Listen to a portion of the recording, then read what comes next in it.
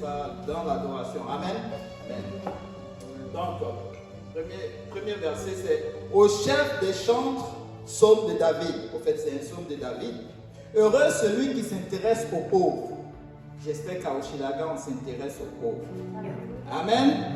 Alléluia. Le pauvre, ce n'est pas seulement celui qui n'a rien. C'est vrai, tu peux trouver quelqu'un dehors qui n'a rien, qui n'a pas d'argent, qui n'a rien à manger. Nous devons lui apporter assistance. Mais le pauvre aussi, c'est celui qui s'avance devant le Seigneur, ayant beaucoup de choses, mais considérant comme s'il n'a rien, que le Seigneur est au-dessus de toutes choses. Il dépose tout et il avance devant le Seigneur, comme s'il n'y avait rien.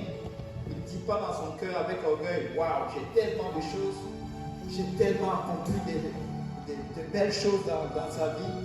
Ça sera difficile pour toi de gagner le Seigneur. Au jour du malheur, l'Éternel le délivre. L'Éternel le garde et lui conserve la vie. Il est heureux sur la terre. Et tu ne le livres pas au bon plaisir de ses ennemis. Vous voyez, celui qui prend soin des pauvres, le Seigneur le protège. L'Éternel le soutient sur son lit de malheur. Vous voyez, quand on est chrétien, ça ne veut pas dire que les problèmes n'arriveront pas. C'est lui qui vous a dit que quand on devient chrétien, tous les problèmes sont finis, c'est un menteur. Au contraire, mais pendant ce temps, le Seigneur est avec toi. Amen. Pourquoi? Je continue. L'Éternel le soutient dans son lit de malheur, de douleur. Tu le soulages dans toutes ses maladies. La maladie aussi atteint, n'est-ce pas, le chrétien. Mais vous savez quoi? Le Seigneur le soulage. Il peut le guérir, mais aussi il peut le laisser aussi dans sa maladie. Vous savez, le corps peut être atteint, mais l'âme, c'est très important. Ici à Oshilaga, nous prêchons, le pasteur prêche, tout ce que nous faisons concerne l'âme. Ça peut prendre aussi l'extérieur, mais l'âme d'abord. Vous savez, c'est très important. La Bible a été écrite pour l'âme. D'abord, ton âme, l'intérieur. Amen.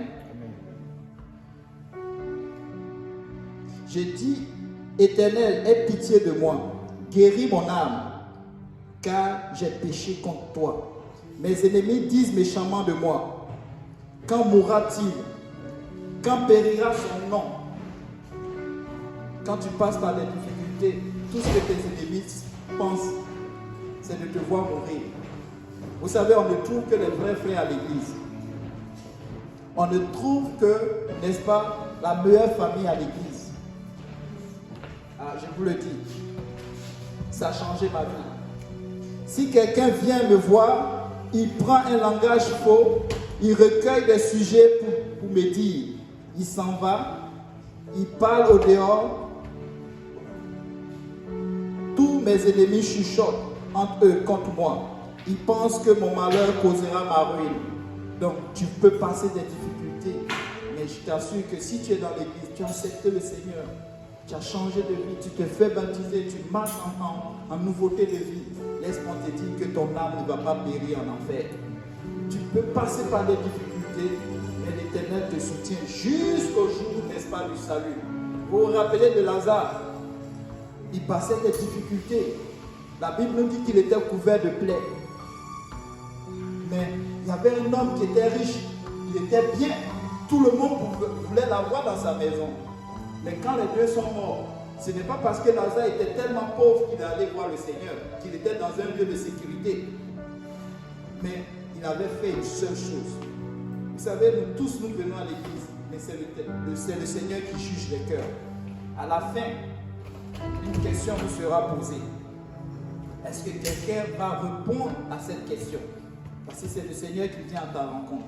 Lazare était dans un lieu de sécurité. Il a vécu miséreux sur toute la terre, mais il était dans un lieu de sécurité. Mais le riche, qui n'a pas cherché, il n'a pas déposé son argent, il n'a pas dépensé son énergie pour chercher le Seigneur, il était dans un lieu de tourment. Il cherchait une goutte d'eau. Alléluia. Vous savez, il y a une vie après cette vie que nous avons. Amen. Amen. Alléluia.